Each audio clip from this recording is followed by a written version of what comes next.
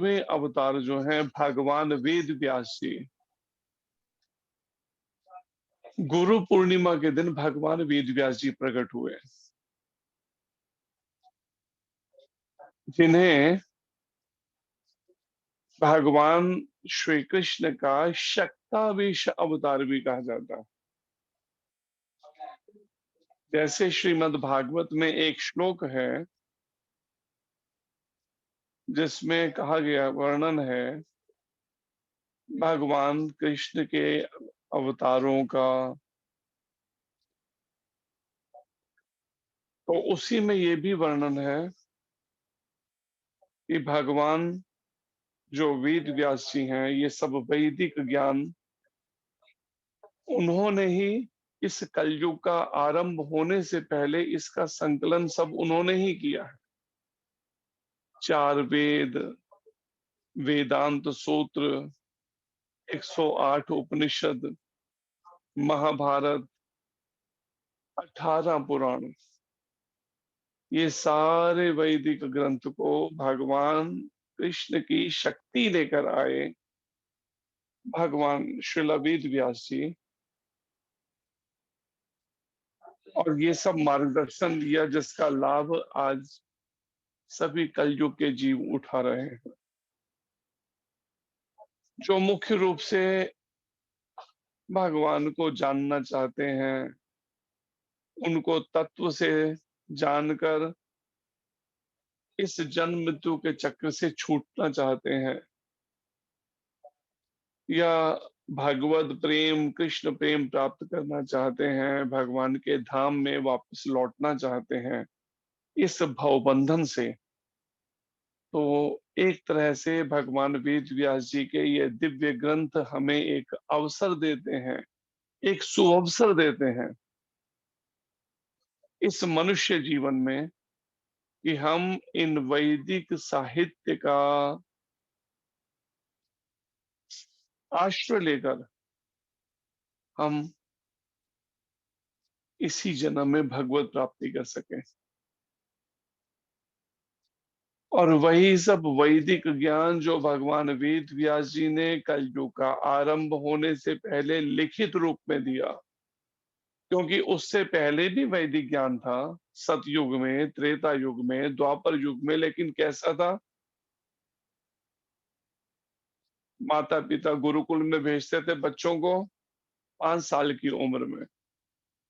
जैसे प्रहलाद महाराज भी कहते हैं श्रीमद् भागवत के 7वें स्कंद में, कौमार आचारते प्राज्ञो। जब कौमार अवस्था कहते हैं 5 वर्ष की आयु हो जाए, तो बालक को, बच्चे को क्या करना चाहिए? माता पिता को कि उस बच्चे को आचार्य के पास भेजें, गुरुकुल में भेजें।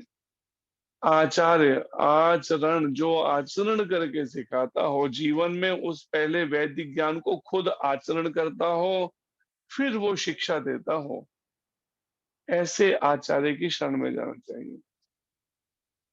धर्मान भागवता नहीं, जिसने अपना जीवन भगवत गीता भागवत के अनुसार ही ढाल लिया हो। एक होता है श्रीमद् भगवत गीता, जो भगवान कृष्ण के द्वारा दिया गया दिव्य उपदेश है। दूसरा है श्रीमद् भागवतम, जो भगवान कृष्ण के अवतार, भगवान कृष्ण के भक्तों की लीलाओं का वर्णन है। और तीसरा होता है भागवत पुरुष, जिसने गीता और भागवत के अनुसार ही अपना जीवन बना लिया हो, ढाल लिया हो। ऐसे भागवत पुरुष की शरण में जाना चाहिए। क्यों जाना चाहिए? प्रहलाद महाराज कहते हैं अपने गुरुकुल के बालकों को, क्योंकि दुर्लभम मानुष जन्म, मनुष्य जन्म मिलना अत्यंत दुर्लभ है। इसलिए जो सोचते हैं नहीं मनुष्य जीवन तो कट, कैसे दिन कटे पूरा, इतना समय कैसे दिन का निकाले, अच्छा ऐसा करते हैं थोड़ा टाइम टीवी या ये सब चीजों में बर्बाद करते हैं। लेकिन प्रहलाद महाराज जो जीवन के उद्देश्य को जान चुके हैं, समझ चुके हैं, वो क्या कहते हैं? दुर्लभम मानुषनम, मनुष्य जन्म मिलना अत्यंत दुर्लभ है, अत्यंत कठिन है। तद अपि ध्रुवम अर्थदम, लेकिन अर्थपूर्ण है। अर्थपूर्ण क्या है? केवल मनुष्य जन्म से में ही आप हम लोग भगवत प्राप्ति कर सकते हैं, भगवान को जान सकते हैं। प्रमाणिक गुरु की शरण लेकर गुरु के माध्यम से उस कृष्ण तत्व को जानकर समझकर उसके अनुसार फिर अपना जीवन ढाल सकते हैं। तो इस सुअवसर का हर एक को लाभ उठाना चाहिए। और फिर जो ये सोचते हैं हमें तो अब इतनी समझ भी नहीं है, कैसे जानेंगे, कैसे भक्ति करेंगे, तो उनके लिए प्रभुपाद जी आज के जो श्रील प्रभुपाद शिक्षा अमृत है, बा उसमें वर्णन है 12 जुलाई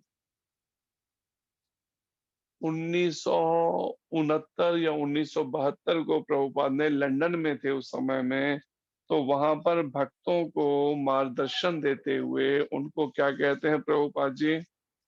प्रभुपाद कहते हैं, अगर कोई हरे कृष्ण महामंत्र का निरंतर जप करता है और भगवान कृष्ण को अर्पित महाप्रसाद खाता है, तो इतने से ही वो पूर्णता को प्राप्त कर लेगा। अब सोचिए कि कितना सरलतम तरीका बता रहे हैं। जो लोग सोचते हैं हमें तो इतनी समझ भी नहीं है, ज्ञान भी नहीं, संस्कृत हमें आती नहीं, कैसे हम, और ग्रंथ हम पढ़े तो हमें तब भी बहुत अधिक कुछ समझ नहीं आ पाते, कैसे भगवत प्राप्ति होगी हमें इस जन्म में?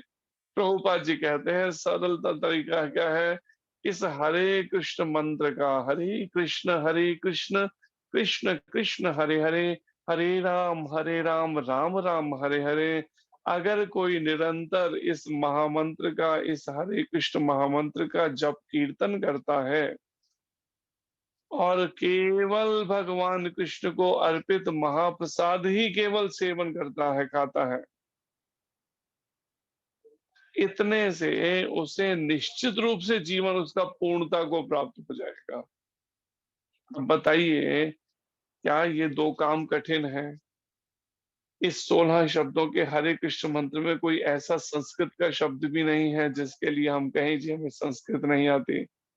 कैसे उच्चार, केवल शब्दों को, महामंत्र को बोलना है जीभ से और कानों से सुनना है, बस। ध्यान पूर्वक सुनने में अपने मन को एकाग्र करना है शब्दों को। अगर ऐसा भी हम करते हैं, इतने से भी उसकी आध्यात्मिक उन्नति हो जाएगी। तो ये भगवान वेद व्यास जी ने कृपा करके हमें ये सब वेद पुराण उपनिषद दिए और उनका सार रूप दिया भगवत गीता और श्रीमद् भागवतम, जो सारे वैदिक ग्रंथों का सार है, निचोड़ है, जिसमें भगवान वेद व्यास जी ने मुख्य रूप से भगवत गीता के माध्यम से हम कैसा अपना जीवन बनाएं, ये मनुष्य जीवन, जिससे जीवन के अंत समय में धर्म अर्थ काम मोक्ष, आखिर में मोक्ष मिल सके। और फिर आखिर में क्या करा? पहले मोक्ष तक की बात कही भगवत गीता में, लेकिन उस गीता के बाद फिर भागवतम, श्रीमद् भागवत महापुराण में भगवान कृष्ण के अवतार और उनके भक्तों की लीलाओं का निरंतर श्रवण करने से, कीर्तन करने से क्या होगा? श्रीमद् भागवत के 10वें स्कंद में वर्णन है, वो भगवत प्रेम जो गोपियों के हृदय में कृष्ण के प्रति जैसा आकर्षण था, ऐसा आकर्षण जाग जाएगा। लेकिन उसके लिए करना क्या होगा? नियमित अभ्यास करना होगा, जिसे भगवान कृष्ण कहते हैं अभ्यासेन तु कौन्तेय वैरागेन च गृह्यते। हे कुंती पुत्र, अगर तू नियमित अभ्यास करता है ना, इसका अभ्यास करता है, हरे कृष्ण महामंत्र का जप कीर्तन करने का, भगवान को अर्पित महाप्रसाद ही केवल ग्रहण करने का, और भगवान कृष्ण के बारे में निरंतर श्रवण कीर्तन करता है, तो निश्चित रूप से वो पूर्णता को प्राप्त हो सकता है उसका जीवन। तो भगवान कृष्ण की से चल रही जो 4 प्रमाणित गुरु परंपराएं हैं, जिनका वर्णन पद्म पुराण में भगवान वेद व्यास जी ने किया है, जो सतयुग से आज तक टूटी नहीं है, लगातार चल रही हैं। ऐसे उन प्रमाणित संप्रदाय में, परंपरा में हम जुड़कर और उसमें जो प्रतिनिधित्व कर रहे हैं आचार्यगण, जैसे भगवान श्री ब्रह्म संप्रदाय या श्री ब्रह्म मधव गौड़ीय संप्रदाय में स्वयं भगवान कृष्ण ने ब्रह्मा जी को ये दिव्य ज्ञान दिया भगवत गीता का, और फिर वही ज्ञान ब्रह्मा जी से नारद जी तक, नारद जी से श्रीला वेद व्यास जी तक आया। फिर श्री वेद व्यास जी ने जिसको इसको लिखित में भी दिया, साथ में श्री मध्वाचार्य जी को दिया, जो हमारी संप्रदाय के प्रमुख आचार्य हैं, जो दक्षिण भारत में हुए, कर्नाटक में, इसी कलयुग में।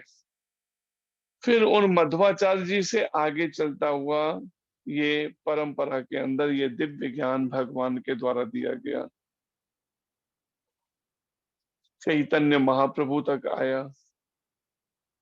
और फिर श्री चैतन्य महाप्रभु जो भगवान कृष्ण के भक्त के रूप में अवतार हैं, राधा जी का भाव लेकर आए हैं, अपनी ही भक्ति सिखाने के लिए भगवान कृष्ण, और राधा रानी को मेरी भक्ति में, मेरे दर्शन से, मेरे संग से क्या आनंद मिलता है, उसे जानना चाहते हैं भगवान कृष्ण। इसलिए उन्होंने इस कलयुग के आरंभ में लगभग 536 वर्ष पहले होली के दिन प्रकट हुए, स्वयं भगवान कृष्ण भक्त के रूप में, और अपनी ही भक्ति सिखाई। लेकिन उन्होंने क्या किया, भगवत गीता से और आगे श्रीमद् भागवत के दशम स्कंद से जो गोपी भाव है, उस गोपी भाव को और परंपरा में आगे कर दिया। तो पहले भक्ति होती थी परंपरा के अंदर भगवान लक्ष्मी नारायण की जय, लेकिन चैतन्य महाप्रभु के दिव्य गुरुदेव श्री ईश्वरपुरी जी, श्री माधवेंद्रपुरी जी, इनसे फिर आगे ये माधुर्य भाव के अंदर भक्त जो हैं आते चले गए। महाप्रभु ने इसको और आगे वो किया, बढ़ाया, और फिर उस हमारी इस संप्रदाय में फिर षड गोस्वामी गण जो हैं, महाप्रभु के अनुयायी, मुख्य रूप से श्रील रूप गोस्वामी, श्रील सनातन गोस्वामी, श्रील रघुनाथ भट्ट गोस्वामी, श्रील रघुनाथ दास गोस्वामी, श्रील जीव गोस्वामी और श्रील गोपाल भट्ट गोस्वामी, भगवान चैतन्य महाप्रभु की प्रेरणा से ये नवद्वीप से और अपने अलग अलग दक्षिण भारत से सब वृंदावन में ब्रिज में आए, एक, और ब्रिज में आकर इन्हों इतने हृदय इनके शुद्ध थे कि भगवान की नित्य लीला उन्हें दिखाई देती थी। नित्य लीला अर्थात जो गोलोक वृंदावन धाम में हो नित्य चलती है, वही इस धरती पर भी जो ब्रिज 84 कोस है, उसमें भगवान कृष्ण की नित्य लीला चल रही है। लेकिन जब तक हृदय शुद्ध नहीं है, तब तक वो दर्शन नहीं कर सकेगा उस लीला के। इसलिए सारी मेहनत किसके लिए है, चैतन्य महाप्रभु कहते हैं चेतो दर्पण मार्जनम, इस मन रूपी शीशे की सफाई करनी होगी। लेकिन अब मन दिखाई तो देता नहीं है। हाँ, अनुभव हो सकता है कि हाँ अंदर कुछ तो है जो सोचने का और इच्छाओं का काम करता है, और यही बात भगवान कहते हैं वो मन के ही काम है, ये सोचना, विचार करना या इच्छा करना, अनुभव करना। तो इस मन को शिक्षित करने के लिए इस तरीके से ये षड गोस्वामियों के मन इस तरह से शुद्ध थे, इन्हें वृंदावन में वो नित्य लीला जब ये 500 वर्ष थे तब प्रत्यक्ष दिखती थी, खुली आंखों से दिखती थी, जो लगभग 5000 साल पहले हुई और जो अब भी चल रही है। इन षड गोस्वामियों को दिखता था, वो सब लीला स्थलियों की खोज की महाप्रभु की आज्ञा पर इन्होंने, कि कहाँ कहाँ पर भगवान कृष्ण ने कौन कौन सी दिव्य लीलाएं की हैं। और फिर इसी परंपरा को आगे चलाते हुए प्रभुपाद जी जो 32वें गुरु के रूप में हैं श्री ब्रह्म संप्रदाय के, उन प्रभुपाद जी ने अपने दिव्य गुरुदेव की आज्ञा में लगभग 40 साल तक तैयारी की और फिर अमेरिका जाकर लगभग 11 सालों में पूरे विश्व भर में ऐसा दिव्य विश्वव्यापी आंदोलन खड़ा कर दिया। तो ऐसे प्रमाणित परंपरा में ही अब आगे आचार्यगण, जिनमें से एक श्रील नव योगेंद्र गोस्वामी महाराज भी, ये आचार्यगण क्या कर रहे हैं, अब उसी परंपरा को आगे चला रहे हैं, प्रतिनिधित्व कर रहे हैं। कौन सी परंपरा का? जो भगवान कृष्ण, ब्रह्मा जी, नारद जी और श्री वेद व्यास जी से होती हुई आ रही है, जिनके नाम से आज कल का दिन जो गुरु पूर्णिमा का है, वो गुरु पूर्णिमा उन व्यास देव जी का एक तरह से प्रकट उत्सव है, जिन्होंने सारा वैदिक ज्ञान हमें दिया, जिसके माध्यम से हम कृष्ण को समझने का प्रयास कर रहे हैं। प्रमाणिक गुरु की कृपा, उनका आश्रय लेकर इन वैदिक ग्रंथों को समझने का प्रयास कर रहे हैं। अगर हमने उसके अनुसार जीवन ढाल लिया तो समझिए ये जन्म आखिरी हो, फिर भगवान के धाम में उनके साथ नित्य रहने के लिए अवसर मिल सकता है। लेकिन अभी भी अगर भगवान वेद व्यास जी के बताई शिक्षाओं के अनुसार, भगवत गीता और श्रीमद् भागवत के अनुसार अगर इस मन को और बाकी 10 इंद्रियां, 5 ज्ञान इंद्रियां, 5 कर्म इंद्रियां और एक ये सूक्ष्म इंद्रिय मन को अब भी नहीं ढाला, अब भी ढालने का अगर निष्ठा पूर्वक ईमानदारी से अगर अभी भी प्रयास और अभ्यास नहीं किया, तो परिणाम गुरु महाराज कहते हैं आवागमन फिर प्रतीक्षा कर रहा है, जन्म मृत्यु का चक्र। पता नहीं कितने, प्रभुपाद जी कहते हैं पता नहीं कितने कल्पों तक के लिए फिर दोबारा डाल दिए जाएंगे, कितने कल्पों तक, जन्मों नहीं कहा है, कल्पों का प्रभुपाद जी ने। इसलिए जो भगवान वेद व्यास जी का प्रतिनिधित्व कर रहे हैं, भगवान वेद व्यास जी के द्वारा बताए गए वैदिक ग्रंथों में जो शिक्षाएं हैं, जो आदेश हैं, जो आचरण है मनुष्यों के लिए, उसी शिक्षा को अपने जीवन में आचरण में उतारकर जो आगे संसार के बद्ध जीवों को वो दिव्य शिक्षाएं अगर उन तक पहुंचाने में निमित्त बन रहे हैं, इसलिए उनका सम्मान, उनका आदर, उनको पूजा जाता है। तो कल भी ऐसा हमें पता चला, हमें मालूम पहले नहीं था, मैं ध्यान नहीं दिया इस बात पे। कल इसके वृंदावन में भी इसके लिए गुरु पूर्णिमा की वहां तैयारी की हुई है। गुरु महाराज वहां पर हैं वृंदावन में, तो वहां पर भक्तों ने एक बड़ा कुछ प्रोग्राम रखा है वहां पर। कुछ पहले भी एक बार रखा था, अभी फिर रखा है उन्होंने। जगह जगह से भक्त वहां पर इकट्ठे होंगे, एक बहुत बड़ा प्रोग्राम। तो ये अवसर है हमारे पास में, इसलिए इस अवसर को खोना नहीं चाहिए। ये अवसर अगर मिला है तो इसका लाभ लेना चाहिए।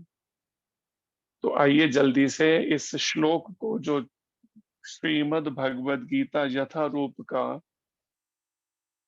चौथा अध्याय, जिसका शीर्षक ही है अध्याय का दिव्य ज्ञान, ट्रांसीडेंटल नॉलेज, डिवाइन नॉलेज, तो उस दिव्य ज्ञान को भगवान कृष्ण अपने दिव्य मुखारविंद से उनके निसृत हो रहा है, और वो अर्जुन और अर्जुन के माध्यम से इस कलयुग के जीवों में वो दिव्य ज्ञान दोबारा दे रहे हैं, लगभग 5000 साल पहले जो कुरुक्षेत्र में दिया गया, जिसको भगवान शिला वेद व्यास जी ने फिर संकलित किया महाभारत का एक भाग।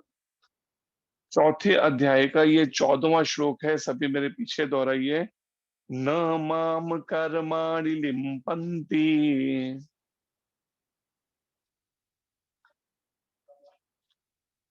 न न मे मां क- कर्- न मां कर्माणि लिम्पन्ति न मे कर्म फले स्पृह न मे नामे कर्मफले कर्मफले स्पृहा स्पृहा इति माम यो अभिजानाति। इति मां इति यो मां अभिजानाति जानाति कर्म भेर्न स बध्यते। कर्मभिर्न करं तेन कर्मभिर्न बध्यते। बध्यते न माम कर्माणि लिम्पन्ति।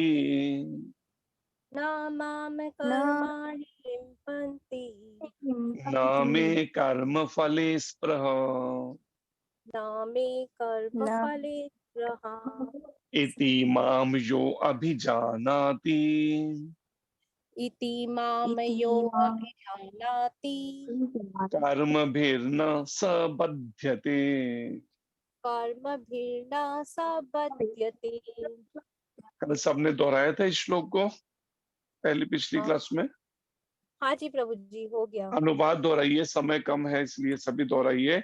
मुझ पर किसी कर्म का मुझ पर किसी कर्म का प्रभाव नहीं पड़ता, प्रभाव नहीं पड़ता, न ही मैं न ही मैं कर्म फल की कामना करता हूँ।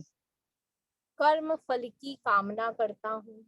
जो मेरे संबंध में जो मेरे संबंध में इस सत्य को जानता है, इस सत्य को जानता है, वह भी कर्मों के फल के पाश में वह भी कर्मों के फल के पाश में नहीं बंधता। नहीं बंधता। तो मुख्य रूप से यहाँ पर जो शिक्षा है भगवान कृष्ण क्या दे रहे हैं। भगवान कहते हैं मुझ पर किसी कर्म का प्रभाव नहीं पड़ता। और हमारी हालत क्या है संसार के बद्ध जीवों की। जो भी कर्म करते हैं वो कर्म ऐसा प्रभावित करता है। कल ही हमारे पास किसी का फोन आ रहा था तो एक माता जी रोती चली जा रही हैं चुप ही नहीं कर रही। मैंने कहा हुआ क्या। कहती मन बड़ा उदास है, बड़ा उदास है, मैं ऐसे नहीं रह सकती, कैसे रहूं मैं। मैंने कहा मन उदास है, जब पति दुनिया छोड़कर चले गए तो हम सब ने भी कितनी देर रहना है। अब 5 साल से अगर आपने अभ्यास नहीं कराया इस मन को कृष्ण के चरणों में अगर लगाने का, उसी का कारण है कि अब मन जो है इस संसार के मोह में, आसक्ति में, ममता में, अहता में बंधे होने के कारण से अब वो क्या सोचता है, नहीं मेरे को कोई ना कोई ऐसा, जैसे कहते हैं ना, जैसे बच्चे को खिलौना दो तो तब तक तो खेलेगा, खिलौना हट जाए कोई खिलौना तो रोना शुरू कर देगा। ठीक ऐसे ही हालत हमारी हो गई। जब अंतर्मुख नहीं हुए, अपने अंदर उस आत्मा और परमात्मा को नहीं जाना, नहीं समझा, नहीं देखा, तो परिणाम में आंसू बहा रहे हैं। हमें बाहर ही कोई खिलौने चाहिए। इसलिए पति को पत्नी चाहिए, पत्नी को पति चाहिए, किसी को बच्चे चाहिए, किसी को धन चाहिए, किसी को अन्य भोग चाहिए, कुछ ना कुछ चाहिए मनोरंजन के लिए। मनोरंजन, गुरु महाराज कहते हैं एक होता है मनोरंजन, एक होता है कृष्ण रंजन। मनोरंजन क्या है, इस संसार के भौतिक भोग मन को देना, ये है मनोरंजन। जैसे फेसबुक दिखाना और उसको, और टीवी दिखाना और उसको संसार के रिश्तों की बातों में, बस उसी सब में, चर्चाओं में, खाने सोने के चर्चाओं में, कपड़ों में, इन्हीं सब में लगाना, ये है मनोरंजन। विषय भोग में लगाना मनोरंजन। और वहीं पर ही कृष्ण के ही चिंतन, कृष्ण की ही सेवा, कृष्ण गुरु गौरांग राधा कृष्ण में लगाना, गुरु की से आज्ञाओं के पालन में लगाना, ये है कृष्ण रंजन। अब अंतर क्या है, हम कुछ भी कर्म करते हैं, कर्म का फल भोगना पड़ता है, कर्म के बंधन में पड़ जाते हैं। भगवान कृष्ण कहते हैं मुझ पर किसी कर्म का प्रभाव ही नहीं पड़ता। कैसी अजीब। अब विचार कीजिए, जब भगवान कृष्ण पर किसी कर्म का प्रभाव नहीं पड़ता तो हम पे क्यों पड़ता है। क्या हम ऐसे नहीं बन सकते जैसे भगवान कृष्ण कर्मों के बंधन में नहीं बनते, क्या हम भी ऐसा बन सकते हैं कि नहीं। मेरा प्रश्न है, जल्दी उत्तर दीजिए। क्या ऐसा हमारे लिए संभव है, बद्ध जीवों के लिए, या केवल भगवान के लिए ही संभव है कर्मों के प्रभाव में ना बंधना, प्रभावित ना होना?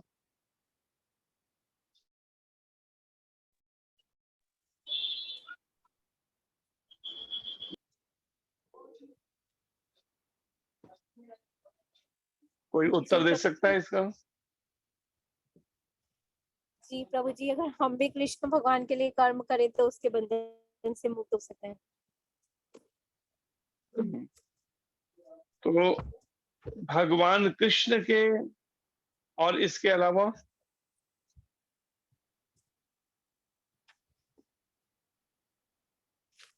कर्म फल की आशा को छोड़कर, आसक्ति को छोड़कर। भगवान कृष्ण कहते हैं अगर कर्म फल की कामना मैं जब नहीं करता, इसलिए मेरे को कर्म कोई प्रभावित नहीं कर पाता, क्योंकि फल की कामना नहीं है ना। हमारे से गलती कहाँ हो रही है, हम कर्म करते हैं लेकिन फल की कामना मन में बनी हुई है, जिसको हम छोड़ ही नहीं पा रहे, क्योंकि लत पड़ चुकी है ना। जन्म जन्मांतरों से लत पड़ चुकी है, आदत पर पक चुके हैं पूरी तरह। अब तो ये हालत है जैसे जॉब के लिए आजकल के युवा वर्ग जो हैं जॉब करते हैं, तो पहले पैकेज क्या मिलेगा, अब वो एक नया उसको नाम दे दिया पैकेज। पैकेज क्या मिलेगा हमें पहले ये पता चले, फिर हम विचार करके बताएंगे कि हमें ये वाला जॉब करना है कि नहीं करना। बिजनेस करना है, पहले ये बताइए कि बिजनेस से प्रॉफिट का परसेंटेज क्या होगा, क्या परसेंटेज प्रॉफिट का होगा, तब हम विचार करेंगे कि इस तरह का बिजनेस करना है कि नहीं करना। तो यहाँ पर भगवान कृष्ण यही बात समझा रहे हैं, कहते हैं कि ना ही मैं कर्म फल की कामना करता हूं, इसलिए मुझ पर किसी कर्म का प्रभाव भी नहीं पड़ता। इसलिए भगवान कृष्ण को कोई बंधन नहीं पड़ता, क्योंकि उनके मन में कोई भी कर्म फल भोगने की कामना ही नहीं है, इच्छा ही नहीं है कर्म फल की। जो मेरे संबंध में इस सत्य को जानता है, जिनको ये सत्य पता है ना, अगर जान गया कि भगवान कृष्ण के हृदय में किसी तरह की कर्म फल की कामना इच्छा ही नहीं है, इसलिए वो बंधते नहीं हैं, तो परिणाम भगवान कृष्ण कहते हैं वह भी कर्मों के फल के पाश में नहीं बंधा। अगर वो इसको ठीक से जानना, केवल सुन लेना नहीं कह रहे, केवल पढ़ लेना नहीं कह रहे, जानना। जानने का अर्थ क्या होता है फिर? जानने का एक तरह से अर्थ होता है कि वास्तव में उसको जानकर हम उसके अनुसार खुद भी फिर आचरण करें, उसको अच्छे समझ ले। जो लोग नहीं जान पाए कृष्ण को, उनकी सोच क्या होती है, नहीं कृष्ण भी तो, वो भी तो हमारी तरह, उनका भी तो जन्म हुआ था। हाँ, देवकी वसुदेव जी के यहाँ जन्म हुआ था, एक दिन उनकी भी तो मृत्यु हो गई थी। कोई हमें फोन करके यही बात कह रहा था कि हमें एक पंडित मिला और वो ये बात बोल रहा था, कृष्ण की भी तो मृत्यु हुई थी। तो यही बात यहाँ भगवान कृष्ण कहते हैं, जो इस श्लोक में बताई जो शिक्षा है, अगर उसको नहीं जाना उसने, जैसे भगवान गीता में कहते हैं जन्म कर्म च में दिव्यम, मेरा जन्म और मेरे कर्म दोनों दिव्य हैं। वो आम संसारिक भौतिक लोगों की तरह नहीं है, दिव्य आध्यात्मिक है, दिव्य है। क्या दिव्य है?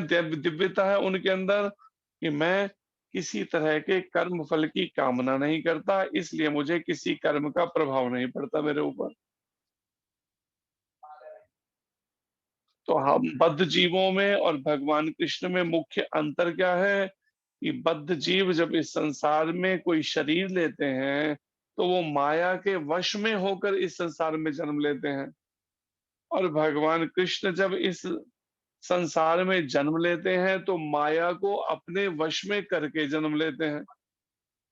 और ये अंतर उनके कर्मों से, उनका कर्म किस तरह के हैं उसको समझना होगा किसी शुद्ध भक्त के माध्यम से, प्रमाणिक रूप के, तो समझ में आएंगे, अपनी बुद्धि से नहीं आएगा ये समझ। जैसे अभी क्लास का टाइम होने वाला था, अचानक किसी ने कोई एक वीडियो भेज दिया था व्हाट्सएप के ऊपर, हमने देखा तो उस वीडियो में क्या था, वो मूर्ख दुर्योधन क्या कहता है, भगवान कृष्ण जब पांडवों के दूत बनकर गए कि ये महाभारत का युद्ध ना हो, उसे टालने के लिए, तो भगवान ने कुछ तीखे शब्द बोल दिए। फिर जब वो देखा दुर्योधन समझ नहीं रहा, बड़ा अहंकारी बना हुआ है, तो भगवान कृष्ण कहते हैं, दुर्योधन क्यों तुम चाहते हो कि तुम्हारी माता तुम्हारे लिए आंसू बहाए? है? मतलब तुम्हें मरना पड़ेगा जब तुम, तो उसने कहा ना कि सुई की नोक के बराबर जमीन नहीं दूंगा, चाहे उसके लिए मेरे को युद्ध ही क्यों ना करना पड़े। तब भगवान कृष्ण को ये बात बोलनी पड़ गई कि हे दुर्योधन, क्यों तुम चाहते हो कि अब पीछे से गंधारी माता जो है तुम्हारे लिए रोए, विलाप करे, तुम्हारे लिए। इतने शब्द कहने थे, उसको तो आग लग गई, जलने लगा वो। कहता है कि अगर तुम इस समय में यहाँ पर जो तुम दूत बनकर आए हो पांडवों के, अगर तुम राजदूत ना होते, किसी राजा के दूत, तो मैं अभी तुम्हें सबक सिखा देता। अभी मैं ऐसा। पितामह ने तो सर पकड़ लिया। शकुनी भी सोचने लगे, क्या मूर्ख, क्या बोल गया ये, इनसे ही तो मदद लेनी है अब युद्ध लड़ने की पांडवों से। शकुनी तो बड़ा चालाक व्यक्ति, और ये क्या बोल रहे, लेकिन वो तो बोल गया ना, उसे सलाह तो, विचार तो किया नहीं ना। बुद्धिमान व्यक्ति क्या होता है, पहले विचार करता है फिर बात करता है। मूर्ख व्यक्ति क्या होता है, पहले बोल देता है फिर बाद में विचार करता है, ये क्या बोल गया, फिर विचार करता है। अब बोल गया मुंह से, तो भगवान कृष्ण मुस्कुराते हुए खड़े हो गए। पितामह भुजके, द्रोणाचार्य भुजक, कृपाचार्य, सभी के होश उड़ के सुन के दुर्योधन ने, पागल ने बोल क्या दिया, कहता मैं बंदी बना लेता।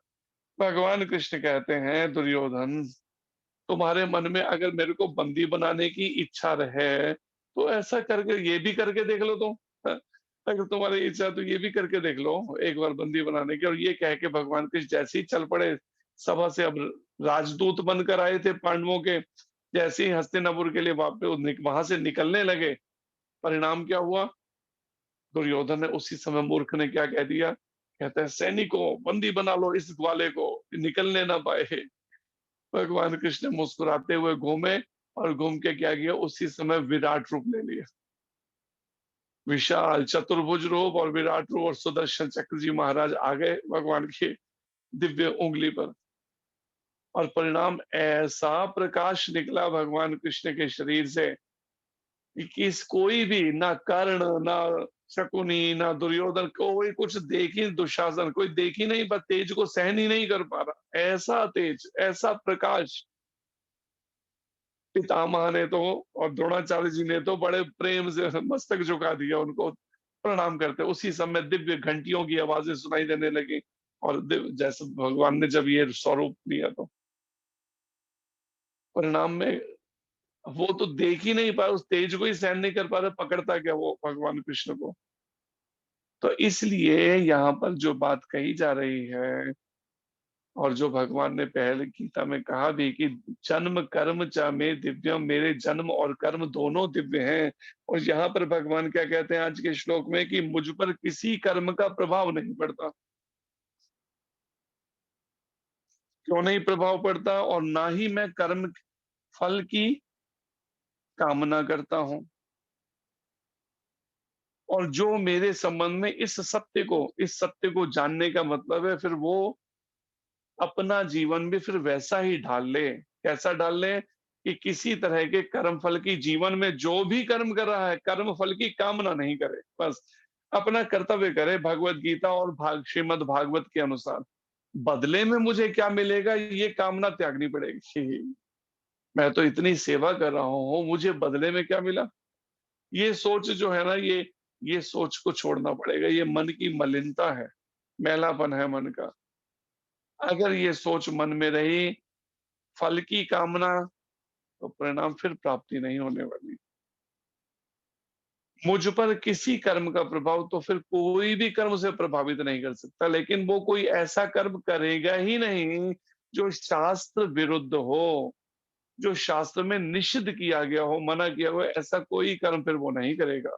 जैसे भगवान कृष्ण कोई ऐसा कर्म नहीं करते जो शास्त्रों में भगवान के द्वारा ही जो बताई गए दिव्य मार्गदर्शन है जीवों के लिए। और प्रभुपाद जी यहाँ तात्पर्य में कहते हैं, जिस प्रकार इस भौतिक जगत में संविधान का नियम है, ऐसे भारत में है ना अपना संविधान है, अमेरिका का अपना संविधान, एक लॉ है, कानून है, जो यह बताते हैं कि राजा ना तो दंडनीय है, ना ही किसी राज नियमों के अधीन रहता है। उसी तरह यद्यपि भगवान इस भौतिक जगत के सृष्टा हैं, किंतु वे भौतिक जगत के कार्यों से प्रभावित नहीं होते। जैसे उदाहरण के लिए जो प्रेसिडेंट है, जो राष्ट्रपति है या फिर प्रधानमंत्री है, मुख्य रूप से राष्ट्रपति, इनको राज नियम ऐसे हैं, अगर लोगों ने चुन के एक बार कुर्सी पे बैठाया तो फिर उनको मृत्यु दंड या ऐसे कोई दंड नहीं दिए जा सकते राजा को, या राजा की तरह से जैसे राष्ट्रपति हैं।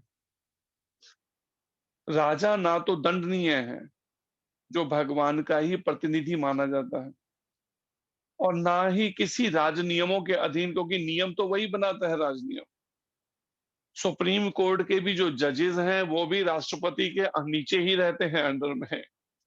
सुप्रीम कोर्ट के जजेस भी किसी को फांसी की सजा सुना दें, लेकिन अगर प्रेसिडेंट उसकी फाइल पे लिख दे कि इसकी सजा माफ कर दो, उनको एक शब्द नहीं बोल सकते फिर पलट कर।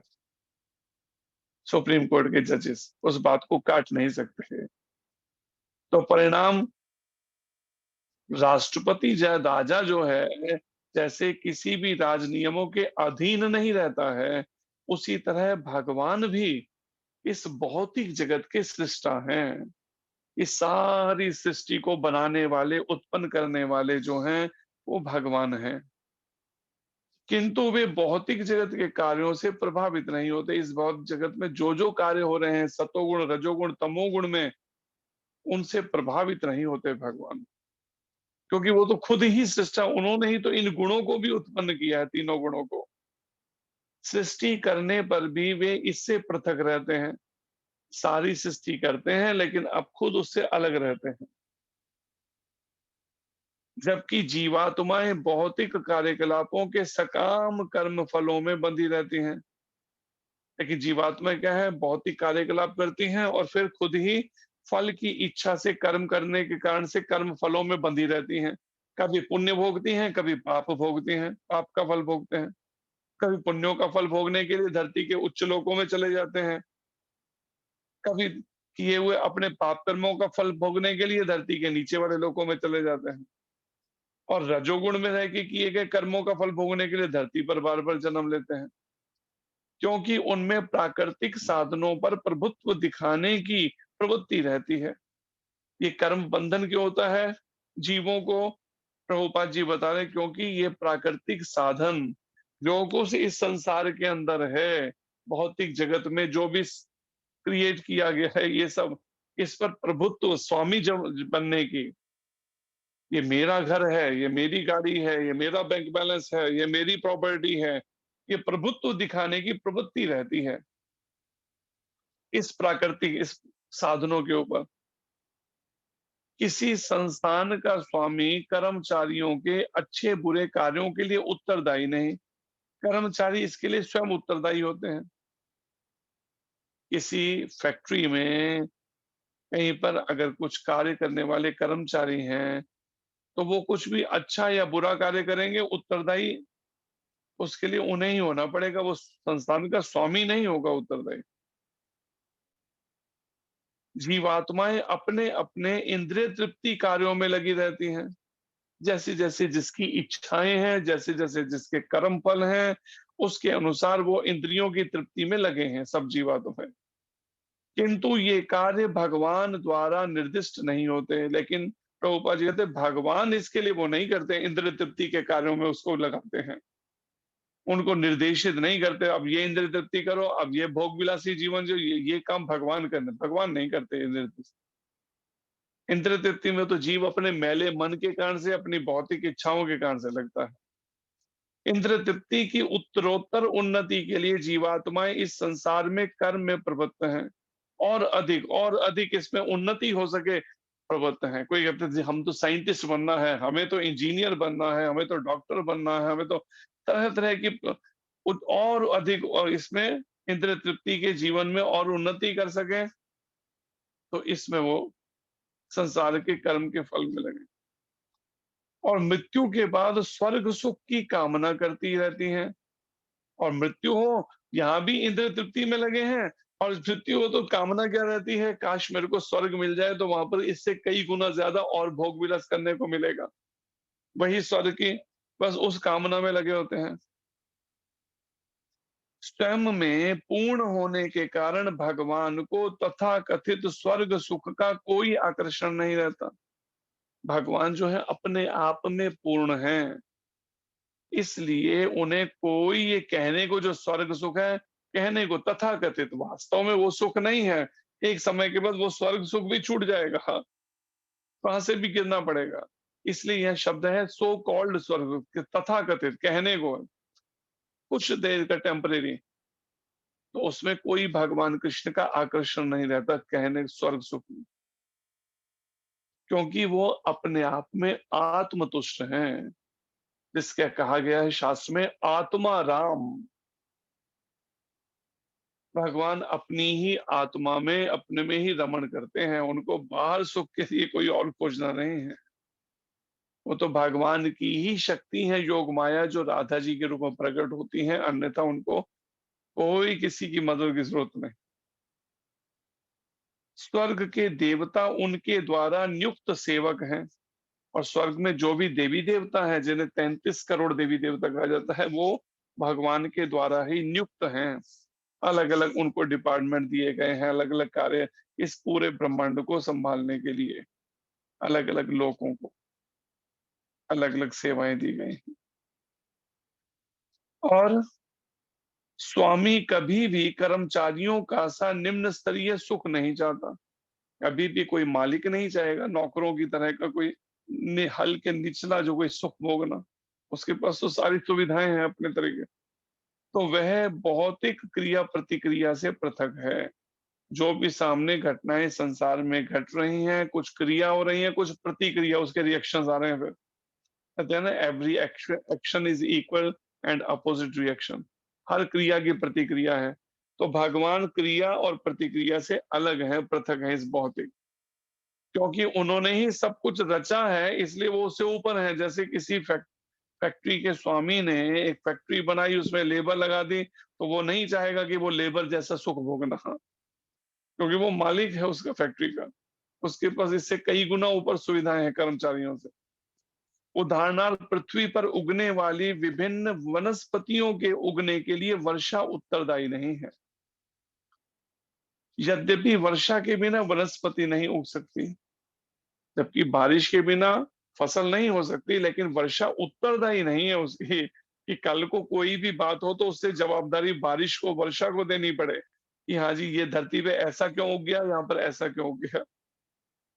वैदिक स्मृति से इस तथ्य की पुष्टि इस प्रकार से होती है, निमित्त मात्रम एवासो सृज्या नाम सर्ग कर्मणि प्रधान कारणी भूता यतो वै सज्ज शक्तयः। भौतिक सृष्टि के लिए भगवान ही परम कारण है। प्रकृति तो केवल निमित्त कारण है। प्रकृति भी अपने आप में पूर्ण कारण नहीं, वो तो एक निमित्त बन रही है। वास्तव में तो परम कारण तो भगवान कृष्ण है। ईश्वरः परमा कृष्ण सर्व कारण कारणम। परम ईश्वर कृष्ण जो है वो सबके कारण है। प्रकृति तो केवल उनके इशारे पर कार्य कर रही है, निमित्त बन रहे हैं, जिससे विराट जगत दृष्टिगोचर होता है। भगवान के ही इच्छा से ये प्रकृति, ये सारा भौतिक जगत रचा जाता है, और ये संसार जो विराट जो दिखाई दे रहा है इतना बड़ा, ये दिखाई देने लगता है, दृष्टिगोचर होने लगता है भगवान की इच्छा पर। प्रकृति सबको क्रिएट बना देती है, सृष्टि को उत्पन्न। प्राणियों की अनेक जातियां होती हैं, यथा देवता, मनुष्य तथा निम्न पशु, और ये सब पूर्व शुभाशुभ कर्मों के फल भोगने को बाध्य होते हैं। जो भी इन्होंने पूर्व में कर्म किए या जो भी इच्छाएं इनके मन में रहे, उसके अनुसार ये कर्म करते हैं और फिर फल भोगने के लिए बाध्य होते हैं, मजबूर। देवता भी बाध्य, मनुष्य भी, और निम्न पशु भी।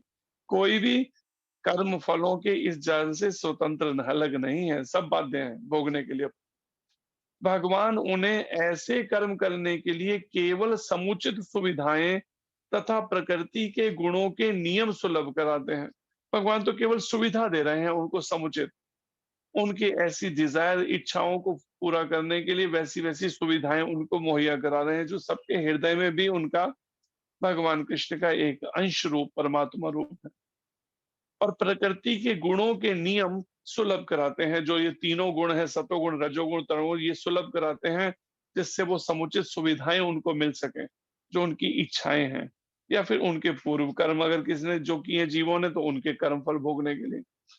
किंतु वे उनके किसी भूत तथा वर्तमान कर्मों के लिए उत्तरदायी नहीं होते। भगवान समुचित सुविधाएं तो मुहैया कराते हैं उनको, जीवों को, लेकिन उत्तरदायी नहीं होते भगवान किसी भी। जैसे कई बार कोई कहता है ना, सब भगवान ही कराने वाले हैं, आप पुण्य जो कराते हैं भगवान कराता है। भगवान कहते हैं मैं उत्तरदायी नहीं हूं, तुम अपनी इच्छाएं और अपने कर्म फलों को भोगने के लिए तुम कर्म पहले करते हो तरह तरह के, उन्हीं इच्छाओं के वश होकर, और फिर जब फल भोगना पड़ता है तो नाम मेरा लेते हो कि भगवान के ही कारण से ये सब सुख दुख जो मिल रहा है सब भगवान के कारण से मिल रहा है, दुख दुख भी सुख भी। भगवान कहते हैं नहीं, अपने कर्म फल और कर्म की अपनी इच्छाओं के आधार पे हर जीव ने। वेदांत सूत्र में पुष्टि की गई है कि वैषम्य घृणईन सापेक्षत्वात्, भगवान किसी भी जीव के प्रति पक्षपात नहीं करते, चाहे कोई किसी भी जाति धर्म का क्यों ना हो, पंथ का क्यों ना हो, भगवान कभी किसी जीव के प्रति पक्षपात नहीं करते। जीवात्मा अपने कर्मों के लिए स्वयं उत्तरदायी है। भगवान उसे प्रकृति अर्थात बहिरंगा शक्ति के माध्यम से केवल सुविधा प्रदान करने वाले हैं। इच्छा की तो परिणाम में भगवान ने कुछ भेज दिया, मोबाइल भेज दिया, अब उस पर समय नष्ट कर रहे हैं, अपना कर्म कर रहे हैं, उसके कारण खुद ही उत्तरदायी होंगे। फिर समय नाश कर देने का मनुष्य जीवन का, फिर फेंक दिए जाएंगे उसी आसक्ति की तरह के कारण से इन सब योनियों में। तो परिणाम स्वयं उत्तरदायी है जीव तो हो। अभी इच्छाओं पे कोई कंट्रोल नहीं करते, कृष्ण में लगाने की कोशिश नहीं करते इन इच्छाओं को पूरी तरह से, और बाद में यही इच्छाएं और कर्म फल फिर फंसा देंगे अगले जन्मों के लिए। भगवान उसे प्रकृति अर्थात बहिरंगा शक्ति के माध्यम से केवल सुविधा प्रदान करने वाले हैं। जो ये बहिरंगा शक्ति है उसके माध्यम से, महामाया के माध्यम से, इस प्रकृति के माध्यम से वो केवल सुविधाएं प्रदान कर रहे हैं। किसी को करोड़पति बना रहे हैं, किसी को लखपति, किसी को कखपति, कोई स्त्री चोले में, कोई पुरुष चोले में, किसी को 84 लाख योनि, अनेक योनियां, अलग अलग सुविधाएं दे रहे हैं उसकी इच्छाएं और कर्म फलों के आधार पे। जो व्यक्ति इस कर्म नियम की सारी बारीकियों से भली भांति अवगत होता है, वह अपने कर्मों के फल से प्रभावित नहीं होता। अगर बड़ी बारीकी से इसका अध्ययन, जो प्रमाणिक गुरु के माध्यम से सीखना होता है, इसका अध्ययन करना, कर्म की इस फिलॉसफी का, क्या फिलॉसफी, क्या तरीका क्या है कर्म के नियमों का, कैसे कैसे कर्मों से क्या क्या फल भोगने पड़ते हैं, ये समझना। अगर भली भांति अवगत कोई हो जाए, प्रभुपाद जी कहते तो वह अपने कर्मों के फल से प्रभावित नहीं होता, फिर कर्म के फलों से प्रभावित नहीं कर सकते। दूसरे शब्दों में, जो व्यक्ति भगवान के इस दिव्य स्वभाव से परिचित होता है, वह कृष्ण भावना अमृत में अनुभवी होता है कि भगवान का स्वभाव क्या है, वो किसी कर्म के बंधन में नहीं पड़ते फंसते हैं। तो कृष्ण भावना, भगवान कृष्ण की भावना रूपी अमृत में अनुभवी होता है, फिर वो पक जाता है, जैसे गुरु महाराज प्रभुपाद जी या हमारे आचार्य परंपरा। अतः उस पर कर्म के नियम लागू नहीं होते, फिर कर्म के नियम नहीं लागू होते कि हाँ इसे तो बंधना ही पड़ेगा, फिर उनको बंधना नहीं पड़ता आचार्यों को। जो व्यक्ति भगवान के दिव्य स्वभाव को नहीं जानता और सोचता है कि भगवान के कार्यकलाप सामान्य व्यक्तियों की तरह कर्म फल के लिए होते हैं, वे निश्चित रूप से कर्म फलों में बंध जाते हैं। किंतु जो परम सत्य को जानता है, वह कृष्ण भावना अमृत में स्थिर मुक्त जीव है। जो इस कृष्ण भावनामृत को, जो यहाँ पर बताई गई मुख्य बात है, अगर इसको जानता है तो परिणाम में वो मुक्त जीव हो जाएगा, फिर उससे फिर बंधन नहीं होगा। क्या, जो जान दिव्य स्वभाव को अगर नहीं जानता और सोचता कि भगवान के कार्यकलाप सामान्य व्यक्तियों की तरह कर्म फल के लिए होते हैं, अगर ऐसी मानसिकता, तो बंधना पड़ेगा। इसलिए भगवान के इस कार्य करने का जो शैली है, तरीका है, इसको समझना जरूरी है कि उनका जन्म और उनके कर्म। इसीलिए ये भगवत गीता और श्रीमद् भागवत का श्रवण और अध्ययन है, विचार विमर्श है, जिससे हम भगवान कृष्ण को ठीक से समझ सके तत्व से, कि वास्तव में वो श्री कृष्ण हमारी तरह के कोई बद्ध जीव नहीं है। वो तो नित्य मुक्त हैं, सनातन शाश्वत हैं, सभी के कारण हैं, इसलिए माया का बंधन उनको नहीं है। इसलिए जब तक हम भगवान के शुद्ध भक्तों की संगति नहीं करते, तब तक मन में संशय बने रहेंगे, तब तक संशय नहीं खत्म होंगे। सामान्यतः अब कितने सारे योगी भी यही सोचते हैं, हाँ कृष्ण जो है वो योगेश्वर योगी महान योगी हैं, लेकिन उनको भगवान नहीं मानेंगे कि वास्तव में वो संपूर्ण ब्रह्मांडों के कारण ही वही है, सृष्टा ही वही है, वो केवल योगी नहीं है कोई। तो इसी को बार बार प्रभुपाद जी जैसे शुद्ध भक्तों के द्वारा दिए गए इस प्रमाणित अनुवाद और तात्पर्यों से इसी को जानना समझना और उसके लिए समझ सकें इसको और निरंतर उसमें स्थित हो सके, उसी के लिए ये क्या है, हरे कृष्ण कृष्ण कृष्ण हरे हरे, हरे राम राम राम हरे हरे। ये हरे कृष्ण महामंत्र का जप कीर्तन और भगवान कृष्ण को अर्पित महाप्रसाद, ये इसी के लिए है कि हमारी समझ को, हमारी बुद्धि को इसके लिए योग्य बनाए कि हम इस दिव्य ज्ञान को हृदय में धारण कर सकें और इंद्रियों पर और मन पर संयम का अभ्यास कर सकें। इसलिए आवश्यकता है भगवत गीता के अनुसार अपना जीवन ढालने की और इसका नियमित अभ्यास करने की, 24 घंटे गीता के अनुसार कृष्ण भावना भावित, कृष्ण भावना अमृत में जीवन अपना ढाला जाए। हरे कृष्ण। धन्यवाद। कोई प्रश्न हो तो कर सकते हैं। हरे कृष्णा प्रभु जी, बहुत बहुत धन्यवाद। हरे बहुत कृष्ण। सुंदर तरीके से आपने एक्सप्लेन किया श्लोक को।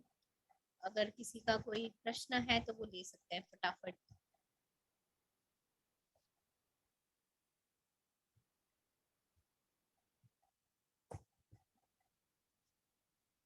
जी प्रभु जी, कोई प्रश्न नहीं है। तो इसका अभ्यास कोशिश करिए। ये जो तात्पर्यों में जो प्रभुपाद जी समझा रहे हैं ना, इसको जब भी